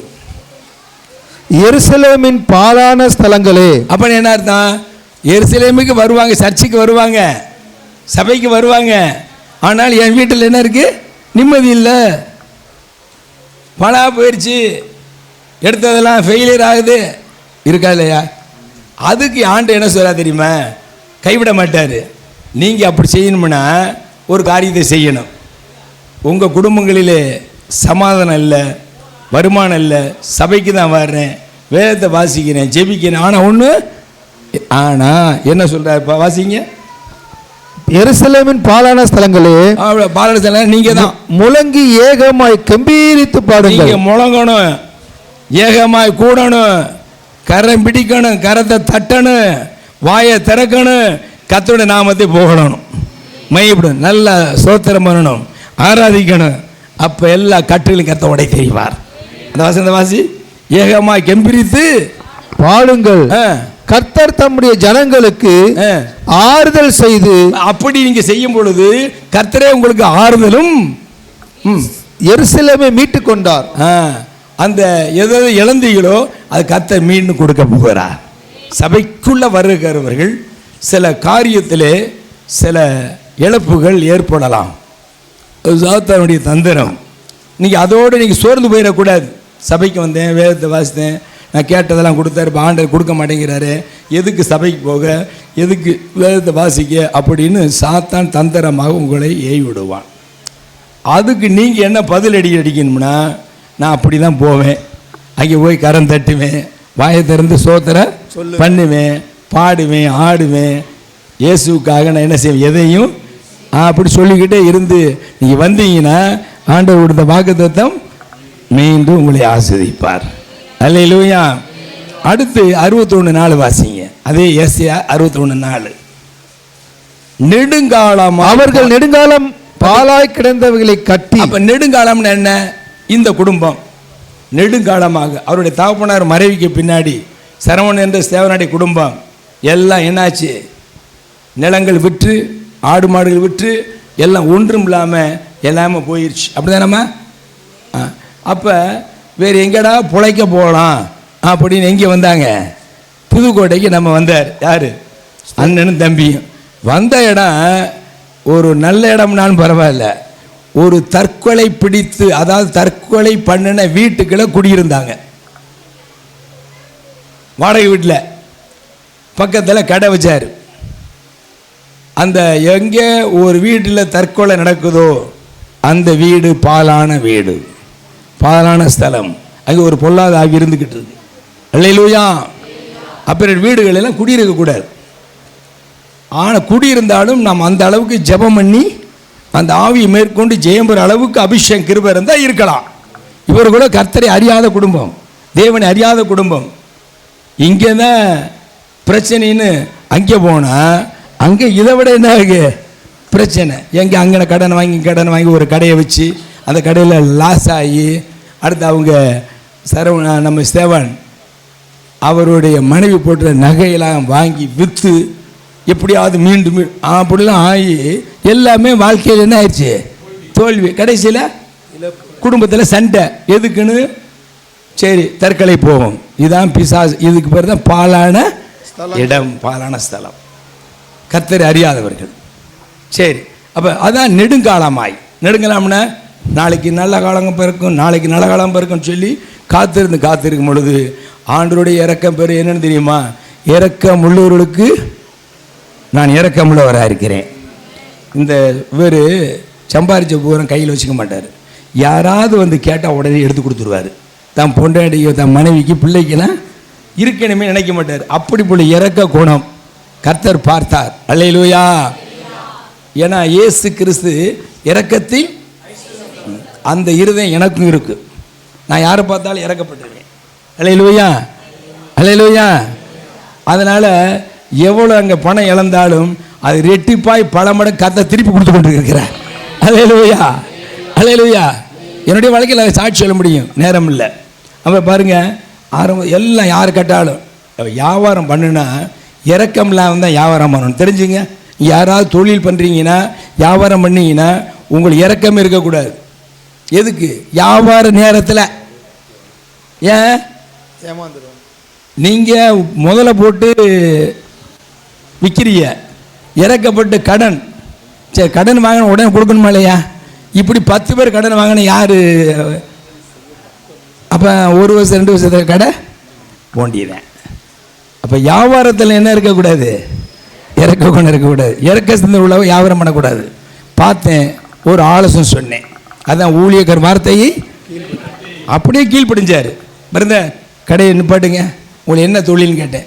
பெயிண்ட் தொழில். நான் பெயிண்ட் தொழில் போய் தான் என்னை ஏமாத்தினாங்க. மறுபடியும் அந்த பெயிண்ட் தொழில் போய் சொல்லிங்க போங்கன்னு. அப்படியே கீழ்ப்படிந்தா ஊழியக்காரன் வார்த்தை யார் கீழ்ப்படுகிறார்களோ கர்த்தர் இப்படிப்பட்ட ஊழியக்காரனை நிறுத்துவார். நல்ல ஒரு ஆசீர்வதிக்கப்பட்ட வாழ்க்கையாக நிறுத்துவார். ஆனால் ஊழியக்காரன் வார்த்தை கீழ்ப்படிந்தா ஒரு வார்த்தைக்கு மட்டும் இல்லை, இதுவரைக்கும் நான் என்ன சொல்லணும் அப்படியே கீழ்ப்படிவார். ஆண்டோடைய நாமம் மகிமையடைவதாக. புரியுதுல? அப்படியே கீழ்ப்படிஞ்சார். போனார். ஆண்டவர் படிப்படியாக உயர்த்தினார். உயர்த்தின பிற்பாடு என்ன தெரியுமா? அவருக்கு கீழே 5 பேர் 8 பேர் வேலையாட்களை வைத்து ஒரு முதலாளியாக வைத்து விட்டார். அல்லேலூயா. பார்த்தார். உடனே அன்னைக்கு எவ்வளோன்னு தெரியல, 20,000 30,000 அவளை நம்பி கொடுத்தாங்க. அதில் அவருக்கு லாபம் கிடச்சிச்சு. அப்படியே சேர்த்து வச்சு அன்னைக்கு 20,000 ஒரு நிலத்தை பத்திரத்தை வச்சுருந்தார். அந்த பணத்தை சேர்த்து என் முன்னிலையிலே வரவழைத்து அந்த பணத்தை கொடுத்து அந்த பத்திரத்தை திருப்பி விட்டார். இப்படி படிப்படியாக கருத்தை உயர்த்தி அவர் ஒரு பாருங்க மீண்டும் அந்த வேலைக்கு போ அப்படின்னு அதுக்கு கீழ்ப்படிந்தார். கர்த்தரை பார்த்து உயர்த்தி உண்மையுள்ளவராக அப்புறம் வார்த்தையை படித்தார். சபைக்கு வந்தார். சொன்னோம். நான் காந்தி நகரில் வேலை பார்த்து ஆசிரியராக இருந்து வேலை பார்த்து ஊழியம் பண்ணேன். 2004 காந்தி நகருக்கு போகும்பொழுது ஒரு தேவ மனிதன் உள்ளே போயிட்டாலே அந்த காந்தி நகர் பாழான ஸ்தலம். கர்த்தரை இப்போ எடுப்பித்து கட்டியிருக்கிறார். 2004 முன்னாடி நீங்கள் ஒவ்வொரு பத்திரிகையில் பாருங்கள், டெய்லி வெட்டுக்குத்து. அந்த காந்தி நகர் புதுக்கோட்டை காந்தி நகராகவே வெட்டுக்குத்து இரத்தவெறி ஆவி. கர்த்தர் அதை முறியடித்து அங்கே இருக்கிற ஜனங்களை ரட்சித்து சபைக்கு கர்த்தர் கொண்டு வருகிறார். அந்த பள்ளியில் நான் பணியாற்றுறதுனால 8வது முடிச்சிருச்சு. எங்கே சரோங்க அது எத்தனாவது? 8வது 9வது? அப்போ 9வது அங்கே சேர்ந்துச்சோ. காந்திநகர் பள்ளிக்கூடத்தில் சேரக்கூடாது. சேர்ந்தால் பிள்ளைகள் கெட்டு போயிடும், சரியாக சொல்லி கொடுக்க மாட்டாங்க, ரிசல்ட்டு வராது. இந்த உட்காந்துருக்கானே இவனும் காந்திநகர் ஸ்டூடெண்ட்டு, அந்த அன்றைக்கிறானே அவனும் என்னட்டு படித்தவன் தான், மீடியா எடுக்கிறான்ல எல்லாங்கன்னே என்னட்டு படித்த ஸ்டூடெண்ட்டு தான். அப்போ அங்கே சேருங்கன்னு சொன்னேன். அவருடைய தம்பி ஒத்துக்கலை. என் வார்த்தைக்கு அவர் கீழ்ப்படிந்தார். மூத்த மகளை சேர்த்தா காந்தி நகரில். அப்போ நான் இல்லை, நான் வெளியே வந்துட்டேன். நான் முழு ஊழியத்துக்கு வந்துட்டேன். கீழ்ப்படிஞ்சதுனால அந்த பள்ளியில் முதன்மையான மதிப்பெண்ணை அந்த பள்ளியில் முதன்மையான மதிப்பெண்கள் பெற வைத்து 3 5000 பரிசுகளை வாங்கி ஒரு சைக்கிளையும் பரிசாக ஆண்டவர் கொடுத்து விட்டார். அல்லேலூயா. காரணம் என்னன்னு தெரியுமா? ஒரு ஊழியக்காரன் வார்த்தைக்கு அவர் என்ன பண்ணார்? கீழ்ப்படிந்தார். அது முடிச்ச உடனே +2 எங்கே படிக்கலாம்னு மன்னார்குடியில் படிக்க வைக்கன்னு சொன்னேன். அதுக்கு கீழ்ப்படிந்து போர்டிங்கில் சேர்த்த மன்னார்குடி +2 முடிஞ்சிச்சு. அதுக்கடுத்து என்ன படிக்கிறார் அவர்? போதும் படித்தது போதும், ஊழியத்திற்கு என்ன செய்வோம், தியாலஜி சேர்த்து விடுவோம், பைபிள் காலேஜ் சேர்த்து விடுவோம்னு. வேண்டாம் பிரதர், அது அப்புறம் சேர்த்துக்கலாம். பிஏ இங்கிலீஷ் லிட்ரேச்சர் எடுங்கன்னு சொன்னேன். பிஏ இங்கிலீஷ் லிட்ரேச்சர் எடுக்க சேர்த்து வைத்தார். ஹல்லேலூயா. அதே முடிச்சு இப்போ எம்ஏ இங்கிலீஷ், அதோட பைபிள் காலேஜ் படிக்கிறாப்புல. ஹல்லேலூயா. அப்போ இந்த காலத்தில் ஆங்கில அறிவு இருந்தால் தான் உலகம் முழுவதும் என்ன செய்யலாம். அவர் முதல் பிள்ளைங்கிற ஊழியத்தை ஒப்பு கொடுத்து விட்டார். எதுக்கு சொல்கிறேன்? ஒவ்வொன்றுக்கும் இந்த ஊழியக்கார வார்த்தைக்கு அவர் கீழ்ப்படிந்ததுனால கர்த்தர் அவரையே பிள்ளை குடும்பத்தை ஆசீர்வதித்து கொண்டு இருக்கிறார். ஹல்லேலூயா. அவர் முதல்ல தேவனுக்கு கீழ்ப்படியுங்கள். ரெண்டாவது உங்களுக்கு நியமிக்கப்பட்ட ஊழியக்காரர் என்ன ஆலோசனை சொல்கிறாரோ அதுக்கு கீழ்ப்படியுங்கள். கர்த்தர் அதை ஆசீர்வதிப்பார். கர்த்தர் ஸ்தோத்திரம். அந்த நெடுங்காலமாய் பாழாய் கடந்த இந்த குடும்பம் ஆண்டவர் ஏற்றுக்கொண்ட பிற்பாடு இன்னைக்கு எப்படி ஆயிடுச்சு? கர்த்தர் ஒரு ஆசீர்வாதமாக மாற்றி விட்டார். கர்த்தருக்கு மை. அப்போ கடைசியில் பாருங்க, தலைமுறை வாசிப்பா. பூர்வத்தில் நிர்மூலமானவைகளை எடுப்பித்து தலைமுறையாய் இடிந்து கிடந்த, பாருங்க, தலைமுறையாய் இடிந்து கிடந்த. அப்போ இந்த வீடு ஒரு கட்டப்பட்ட ஒரு சின்ன வீடாக இருந்துச்சோ எனக்கு தெரியல, இடிஞ்சு கிடந்துச்சு. இடிந்து கிடந்த இந்த பாழான ஸ்தலத்தை கர்த்தர் இயேசு ஏற்றுக்கொண்டதுனால இந்த இடத்தை இப்படி பண்ணாருக்கு ஒரு ஜெப வீடாக மாற்றி விட்டார். வீடல்ல, ஜெபிக்கிற ஸ்தலமாக மாற்றி விட்டார். எல்லா காரியத்திலும் ஒரு பெரிய ஆசீர்வாதம். ஜெப ஆலயம், ஜெப வீடு, அதாவது பெரிய ஆசீர்வாதம். வீட்டுக்குள்ள நம்ம தான் குடியிருக்கலாம். ஜெப வீடு, ஜெப ஆலயத்தில் யார் வேணாலும் வந்து என்ன செய்யலாம், வந்து தங்கி தாபரிக்கலாம். அதான் பாருங்க, இடிந்து கிடந்த பாலான பட்டணங்களை புதிதாய் கட்டுவார் சொன்னாங்க. புதிய ஏற்பாடுல நம்ம கட்டி விட்டோம். கட்டி விட்டா அல்லேலூயா. கர்த்தருக்கு ஸ்தோத்திரம். இப்ப 62வது அதிகாரம் 4வது வசனம். உன் தேசம் நீ இனி கைவிடப்பட்டவள் எண்ணப்படாமலும். இங்க வந்திருக்கவங்களே எல்லாருக்கும் ஆண்டவர் பேசுறாரு. உங்களை யாரும் கர்த்தர் கைவிட மாட்டார். இந்த ஆலயத்துக்கு வந்து கர்த்தர் ஆராதிக்கிற தேவ ஜனமே, எங்க இருந்தாலும் உங்களுக்கு கொடுக்கப்பட்ட சபையில் கர்த்தர் ஆராதிக்கிற தேவ ஜனங்களுக்கு ஆண்டவர் சொல்றது, கைவிடாத தேவன் நம்ம ஆண்டவர். நான் வாசிங்க. உன் தேசம் இனி பாலான தேசம் எண்ணப்படாமலும். இதுவரைக்கும் பாலா இருந்து என் குடும்பம், என் தேசம், பிரச்சனை எல்லாம் இனிமே இந்த ஆலய பிரசிக்கு வந்த உங்களுக்கு ஆண்டவர் கொடுத்த வாக்குத்தத்தம், உன் தேசம் இனி பாலான தேசம் எண்ணப்படாமலும், உன் ஊழியம், உன்னுடைய வாழ்க்கை எல்லாம் பாழாய் போவதில்லை. ஆமென். அல்லேலூயா. அல்லேலூயா. விசுவாசிகளுக்கு அப்படியே நடக்கும். ஆமென். இதற்காகவே கர்த்தர் என்னை அழைத்து வந்திருக்கிறார். ஆமென். என்னுடைய வாழ்க்கை, என்னுடைய ஊழியம், என் குடும்பத்தில் எது பாழாய் போகணும்னு பிசாசு வச்சிருக்கானோ அந்த திட்டத்தை கர்த்தர் இந்த நாளை முறியடித்து விட்டார். ஆமென். கர்த்தருக்கே மகிமை. அடுத்து, நீ எப்சிபா என்றும் உன் தேசம் பியூலா என்றும் சொல்லப்படும். அதுக்கு கர்த்தர் உன்மேல் பிரியமாய் இருக்கிறார். என்ன அர்த்தம் தெரியுமா? பிரியமாய் இருக்கிறார். ஆமென். நம்மேல் கர்த்தர் என்னவா இருக்கிறாரா? சொல்லுங்க. பிரியமாய் இருக்கிறார். ஒரு தாய் தகப்பனுக்கு பிள்ளை, எந்த பிள்ளை வந்து பிரியமா இருக்கிறாரோ அந்த பிள்ளை கவலையே இல்லை. எல்லாமே என்ன கொடுப்பாரு? அந்த பிள்ளை விரும்புறது பூரா சொல்லுங்களே கொடுப்பார். பிரியமானவனே உன் ஆத்துமா வாழ்வது போ நீ எல்லாவற்றிலும் வாழ்ந்து சுகமாயிரு மகளே. பிரியமானவனே உன் ஆத்துமா வாழ்வது போ நீ எல்லாவற்றிலும் வாழ்ந்து சுகமாயிரு. சோதரம் வருகிற காலம் கொடிய காலம். நல்ல கவனிங்க. அந்த கொடிய காலத்தில் ஆண்டவர் நம்மளுக்கு ஒரு வாக்குத்தத்தம் கொடுக்கிறார். எசேக்கியேல் 33:27 அந்த கொடிய காலத்தை பற்றி லேசாக டச் பண்ணிட்டு அதுலேருந்து எப்படி நம்ம பாதுகாக்கப்படுகிறோம்னு சொல்லி. எசேக்கியேல் 33:27, நீ அவர்களை நோக்கி பாலான இடங்களில் இருக்கிறவர்கள், பார்த்தீங்களா, பாலான இடத்தில் இருக்கிறவர்களாம் என்ன நடக்க போகுது? இங்கே பாழான இடங்கள் இருக்கிறவர்களுக்கு என்ன நடக்க போகுது? ஆனால் நம்மளை ஆண்டவர் பார்த்தார், நீ பாழான இடத்துல இருந்துட்ட, என்னை நோக்கி வந்துட்ட, நீ உன் வீடு பாழாய் கிடப்பதில்லை. அல்லேலூயா. பாழான இடங்கள் நான் எடுத்து கட்டிட்டேன். இப்போ நம்மளாம் புதிய எருசலேம் கிடந்து செல்கிற நம்ம எருசலேம் வாசிகள். அல்லேலூயா. ஆனால் பாழான இடத்தில் இருக்கிறவர்களுக்கு என்ன நடக்கும்னு சொல்கிறேன் கேளுங்க. அதாவது என்ன? கர்த்தராகிய இயேசு கிறிஸ்துவை தேவகுமார் ஏற்றுக்கொள்ளாமல் எனக்கு வாய்ப்பு வந்தது, ஒரு தடவை பலதவனை அந்த ஆண்டவரை ஏற்றுக்கொள்ளல, என் இஷ்டத்துக்கு வாழ்ந்தேன், என்னுடைய படிப்பு என்னுடைய அறிவு என் இஷ்டத்துக்கு அப்படி இருந்தால் இனி நடக்க போகிறது காரியம் சொல்கிறார் ஆண்டவர். என்ன வாசிங்க? பாலான இடங்களில் இருக்கிறவர்கள் பட்டயத்தால் விழுவார்கள். பாருங்க, அந்த பாழான ஸ்தலத்தில் சபிக்கப்பட்ட இடத்துல இருக்கிறவர்களுக்கு பட்டயத்தால் இரத்த வெறி ஆவி பிடிக்கும், கொலை கொள்ளை நடக்கும்.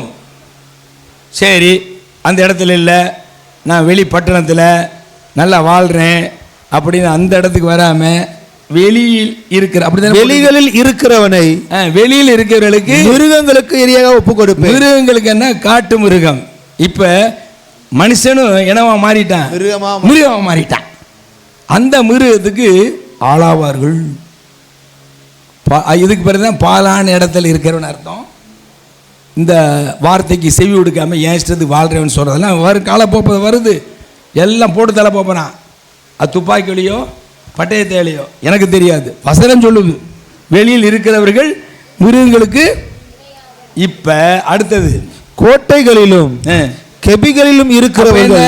கோட்டை, நாங்கள் பெரிய கோட்டையில் இருக்கிறோம், எவன் உள்ள வர முடியாது, எனக்கு எத்தனை எஸ்கார்டு இருக்கு, எத்தனை ஆட்கள் இருக்கிறாங்க, புல்லட் ப்ரூஃப் அப்படின்னு என்ன அர்த்தம்? இரும்பு கவசம் வச்சிருக்கேன், எவன் சுட்டாளி அணி சாக மாட்டேன், எல்லாம் நான் சம்பாரிச்ச பணம் எல்லாம் கோட்டை அரண். இதில் வாழ்றவர்களுக்கு கர்த்தர் பேசுகிறார். என்ன செய்கிறாரு? கொள்ளை நோயால் சாவார்கள். கொள்ளைன்னா என்ன? கொள்ளைன்னா கொரோனா வந்துச்சு, எவனா மருந்து கண்டுபிடிச்சானா? இந்த 3 வருஷம் கொரோனா வந்துருச்சு, எவனாவது மருந்து கண்டுபிடிச்சா? அந்த மாதிரி கொள்ளை நோய் வரும்பொழுது அவன் கோட்டையில் இருந்தானே, கெபியில் இருந்தானே, ஆல் அவுட். அல்லேலூயா. அந்த மாதிரி ஆகக்கூடாங்கிறதுக்காக தான் ஆண்டவர் இயேசு கிறிஸ்துவை தன் சொந்த இரட்சகராக ஏற்றுக்கொண்டால் இப்படிப்பட்ட காரியங்களிலே நாம் தப்புவிக்கப்படுவோம். அல்லேலூயா. புரிஞ்சுக்கிட்டீங்களா? கர்த்தருக்கு ஸ்தோத்திரம். அடுத்து இப்போ நீங்கள் என்ன செய்யணும் அப்படி சொல்கிறேன். உபாகமம் 12ஆம் அதிகாரம். ஜெப வீட்டுக்கு வாரீங்க. இப்போ இந்த வீட்டுக்கு வாரீங்க, இங்கே இருக்கிறவர்கள் மட்டுமில்லை, நீங்களும் சர்ச்சா புதுக்கோளை வந்திருக்கிறீங்க, மற்ற சபையிலேருந்து வந்திருக்கிறீங்க. என்ன செய்யணும்னு சொல்லிடுறேன், இதை நம்ம காப்பாற்றிக் கொள்வதற்கு. உபாகமம் 12:11 வாசிங்க. உங்கள் தேவனாகிய கர்த்தர் தமது நாமம் விளங்கும்படி தெரிந்து கொள்ளும் ஓர் இடம் உண்டாயிருக்கும். அப்ப உங்களுக்குன்னு ஆண்டவர் ஒரு இடத்தை ஆயத்தம் பண்ணியிருக்கிறார். புரியுதா? அப்ப உங்களுக்குன்னு ஆயத்தமாக்கப்பட்ட திருச்சபை இருக்குல்ல, அந்த இடத்துக்கு தான் போய் நீங்கள் ஆராதிக்க வேண்டும். அல்லேலூயா. இப்போ பர்வத்தரும் ஒரு திருச்சபை ஆரம்பிச்சிருக்காரு. இங்கே நம்ம சகோதரர் சொல்கிறாரு, அவங்க ஆண்டவர் கிருபையுள்ளவங்க ரசிக்கப்பட்டு வராங்க, அவங்களுக்கு தான் இந்த இடம். அல்லேலூயா. அதான் கர்த்தர் நாமம் விளங்கும்படி தெரிந்து கொள்ளும்படி ஒரு இடம் உண்டாயிருக்கும். உண்டாயிருக்கும். சரி, அடுத்து 12:13 கண்ட இடமெல்லாம் நீ உன் சர்வாங்க தகனங்களை எச்சரிக்கையாயிரு. அப்போ எதில் எச்சரிக்கையாரு? அந்த சபைக்கு கொஞ்ச நாள், அந்த சபைக்கு கொஞ்ச நாள், இந்த சபைக்கு கொஞ்ச நாள். இப்படி திருச்சபை மக்கள் என்ன செய்யக்கூடாது? உங்களுக்கு கொடுக்கப்பட்ட திருச்சபை யாரு, அதில் உங்களுக்கு ஊழியக்காரன் யாரு, அவருக்கு அடங்கிரு. அல்லேலூயா. அந்த கண்ட இடத்தெல்லாம் சர்வாங்க தகனபலியை எடுக்கக்கூடாதுங்கிறார். அப்போ ஆண்டவர் அங்கே சும்மா பரவத்துக்கு வரல. பணம் இருக்குது, ஆள் இருக்குது, படித்தவன் நிறைய பேர் இருக்கிறான், நீ அந்த இடத்துல போய் ஊழி, அதெல்லாம் வரல. தேவன் எங்களுக்கு காட்டுற இடத்தை அங்கே போ அப்படின்னு ஒன்றும் இல்லை, 2-3 அடையாளத்தை பெற்றுக்கொண்டு அப்புறம் தான் அங்கே போய் ஊழியத்தை என்ன செய்யணும், ஸ்தாபிக்கிறோம். ஸ்தாபிச்சா கர்த்தருடைய சித்தத்தின்படி அவரே பார்த்துக்கிறார். அல்லேலூயா. நம்ம இஷ்டத்துக்கு போய் ஊழியம் செஞ்சால் செய்யலாம், அப்புறம் பிரச்சனை போராட்டம் வரும், அதை விட்டுட்டு வந்துடுவாங்க. அதனால தான் கண்ட இடமெல்லாம் நீ ஒரு சர்வாக தகனபலை இடாதபடிக்கு கண்ட இடத்துல போய் சபையை கட்டாத, கர்த்தர் சொல்கிற இடத்துல கட்டு. தரிசனத்தை காட்டாருல, அது மாதிரி உங்களுக்கும் அப்படி தான் சொன்னேன். ஜெபம் பண்ணுங்க, எந்த வீட்டுக்கு போய் சொல்லார் போங்க. அல்லேலூயா. சரி, அதுக்கடுத்து 12:14 வாசிங்க. உன் கோத்திரங்கள் ஒன்றில் ஆ. கர்த்தர் தெரிந்து கொள்ளும் இடத்தில் மாத்திரம். பாருங்க, உன் கோத்திரம் ஒன்றில் கர்த்தர் தெரிந்து கொள்ளும் இடத்தில் இப்ப மாத்திரம். சகோதரி ஸ்தேவானுக்கு என்ன கோத்திரம் சொல்ல தெரியுமா உங்களுக்கு? நீங்க யோசிப்பீங்க, 12 கோத்திரமா? அது யூதா தேசம், இஸ்ரேல் தேசம் கோத்திரம். நம்ம கோத்திரம் என்ன அப்படின்னா ஜிஎன்விஎம் கோத்திரம். ஹல்லேலூயா. ஜிஎன்விஎம் கோத்திரம் முதல் கோத்திரம் எது? செந்துராய். ஹல்லேலூயா. சத்தியம்னா கத்து நம்மளுக்கு ஒரு கோத்திரம் கொடுத்திருக்காரு. ஆமென். ஹல்லேலூயா. இப்போ எத்தனை கோத்திரம்? 11வது கோத்திரம். ஹல்லேலூயா. ஹல்லேலூயா. அடுத்து 12ஆம் கோத்திரத்தை கொடுக்க போறார். ஆமென். எது? சிரமம். என்ன சிரமமா? சிரமத்தில் தான் கர்த்தர் இருந்து பெரிய இந்த காலையார் கோயில் காலையார் வரையில் சொன்னாப்பில்ல, நீங்கள் வந்து பிரதிஷ்டை பண்ணுங்கன்னு. பிரதிஷ்டை பண்ணுவோம்ப்பா, வீட்டுக்குள்ளே பிரதிஷ்டை வேண்டாம், அது வெளியில் ஒரு கூடாரம் போடுவேன். அது இந்த மாதமும் அடுத்த மாதம் போட்டு ஒரு 10-20 பேர் ஆராதிக்க மாதிரி அப்புறம் பிரதிஷ்டை பண்ணுவோம் அப்படின்னு சொல்கிறாங்க. அல்லேலூயா. அது 12வது கோத்திரம். அல்ல, புரிஞ்சுக்கிட்டீங்களா? கோத்திரம் தெரிஞ்சுக்கிட்டீங்களா? ஒரு ஊழியத்திலிருந்து அப்போ இங்கேருந்து கிளை சபை, இங்கேருந்து கிளை ஊழியம் நடக்கும். அப்போ இவங்களுக்கு ஒரு கோத்திரம் இப்படிலாம் சேர்ந்து தான் என்ன ஆகிருது? ஆண்டவர் இயேசு கிறிஸ்துக்கு போவோம். அல்லேலூயா. அப்போ பாருங்க, உன் கோத்திரம் ஒன்றில் கர்த்தர் தெரிந்து கொள்ளும் இடத்தில் மாத்திரம். ஆண்டவர் தெரிந்த இடத்த வந்து இப்போ எல்லாரும் நம்ம எல்லா கோத்திரமும் இங்கே வந்திருக்கிறோம். அல்லேலூயா. சரி, அடுத்து என்னப்பா அதில் கண்டினியூ என்ன? நீ உன் சர்வாங்க தகன பலிகளை இட்டு. அப்போ உனக்கு தெரிந்து கொள்ளப்பட்ட இடத்துல சர்வாங்க தகன பலி என்ன? நான் உனக்கு கற்பிக்கிற யாவையும் அங்கேயே செய்வாயாக. ஆண்டவர் என்ன சொல்றாரோ அதன்படி அந்த சபையில் தான் நீங்க என்ன செய்யணும்? இருந்து நடக்க வேண்டும், கீழ்ப்படிய வேண்டும். அடுத்து அவ்வளோதானே? அடுத்து 26 முடி. 26. அதே பண்ண உனக்கு பரிசுத்த வஸ்துகளையும் உன் பொருத்தனைகளையும் கர்த்தர் தெரிந்து கொள்ளும் ஸ்தானத்துக்கு நீ கொண்டு வந்து. பரிசுத்த பரிசுத்தங்கிறது தசமபாகம். புரியுதா? அது எப்படி தான் பரிசுத்தம்? நான் பரிசுத்தர். சரி, இப்போ 10ல் 1 யாருக்குரியது? கர்த்தருக்குரியது. அப்போ கர்த்தர் பரிசுத்தமா இல்லையா? இப்போ தசமமா பரிசுத்தம் இல்லையா? அந்த தசமபாகத்தை நீ உனக்கு கொடுக்கப்பட்ட சபையில் அந்த ஊழியர்கிட்ட தான் கொடுக்கணும். அதான் பரிசுத்த ஸ்தலம். அல்லையா? வஸ்து. அடுத்து பொருத்தனை எல்லாம் கர்த்தர் தெரிந்து கொண்ட. அப்போ நீ உலகத்தில் பார்த்தோம்னா, நேற்று எடுத்தேன் ஞாயிற்றுக்கிழமை ஆண்டவர் எடுத்த தேவர் யார், தேவன் யார், தேவர்கள் யார், வேறே தேவர்கள் யார்? எல்லாம் புறஜாதியத்தை நினைப்பீங்க. தேவ வசனத்தை உடையவர்கள். அப்போ நம்மளாம் தேவர்கள் தானே. அடுத்து வேறே தேவர்னா அந்நிய அக்கினியை கொண்டு வந்த நாதாப் அபியுக்கு ஸ்பாட் அவுட்டு. அந்நிய போதனையாகிய கர்த்தர் கட்டளையிடாத சத்தியத்தை எவன் போதிக்கிறானோ அவன் இயேசுவை தான் போதிப்பான். அவன் இயேசுனுடைய சத்தியத்தை தான் பேசுவான், பிரசங்கம் பண்ணுவான். ஆனால் கர்த்தர் கட்டளையிடாத வேறு போதனையை போதித்தால் அவனும் வேறே தேவர்கள் லிஸ்ட்டில் வந்துடுறான். அப்போ அதான் சொல்கிறாரு, கர்த்தர் தெரிந்து கொண்ட ஸ்தானத்தில் நீ கொண்டு கொடு. நீ ஊழியக்காரன் சொல்லி அற்புத அடையாளம் செய், நான் தான் பெரிய ஊழியக்காரன் சொல்லலாம். உங்கள் காணிக்கை யாருக்கு கொடுக்கணும்? உண்மையுள்ள ஊழியக்காரனா, தியாகமாக இருக்கிறானா, விசுவாசத்தோடு ஊழியம் செய்கிறானா, அதை பார்த்து ஜெபித்து நீங்கள் செயல்பட வேண்டும். இறக்கப்பட்டு ஐயோ அவர் அப்படி சொல்கிறாரு, டிவியில் யூடியூப்பில் பேசுகிறாரு, இதெல்லாம் பார்த்து உங்கள் காணிக்கைகளை கொடுக்கக்கூடாது. அப்படி கொடுத்தீங்கன்னா வேறே தேவர்களுக்கு நீங்கள் கொடுக்குற காணிக்கை. உங்களுக்காக அனுதினமும் கண் விழித்து ஜெபிக்கிற ஊழியக்காரன் யார்? உபவாசித்து ஜெபிக்கிறவன் யார்? உங்களை வந்து ஆலோசனை சொல்லி ஆறுதல் படுத்துறது யார்? உங்கள் வீட்டு கல்யாணத்தை யார் நடத்துறது? உங்கள் வீடு பிரதிஷ்டை பண்ணுறது யார்? உங்கள் பிள்ளையை குழந்தையை பெற்றெடுக்கிறது பிரதிஷ்டை பண்ணுறது யார்? கடைசி வயசில் இறந்து போன யாருக்கு வந்து புதைக்கிறது? எந்த ஊழியக்காரன் புதைக்கிறான் சொல்லுங்க? உனக்கு நியமிக்கப்பட்ட மேய்ப்பன், உனக்கு நியமிக்கப்பட்ட சபை ஊழியக்காரன் தான். இதை விட்டு வேறே தேவர்கள், வேறே ஊழியக்காரர்கள் போய் நீ அனுப்புனீனா, அல்லேலூயா, புரியுதா? புரிஞ்சுக்கிட்டீங்களா? அதுதான் அதை கர்த்தர் தெரிந்து கொண்ட ஸ்தானத்திற்கு நீ கொண்டு முடி.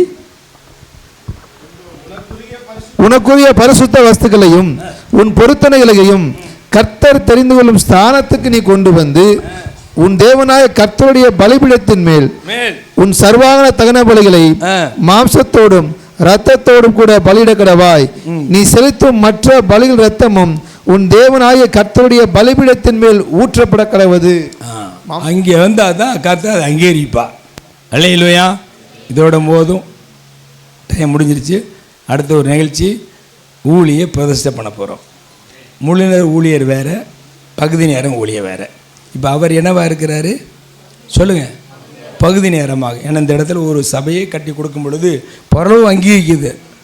பரலோகம் அவர் ஊழியக்காரராக தரிசனம் கொடுத்து பரிசுத்தரோட அபிஷேகம் பெற்று வரங்களை கொடுத்து நடத்துது.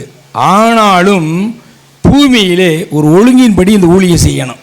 இப்படி செஞ்சால் எந்த அசுத்த ஆவியும் எந்த பொல்லாத வல்லமையும் தாக்க முடியாது முறைப்படி. அதுக்காக தான் ஊழிய பிரசப்படுகிறோம். பிறகு வர சொல்லுப்பா.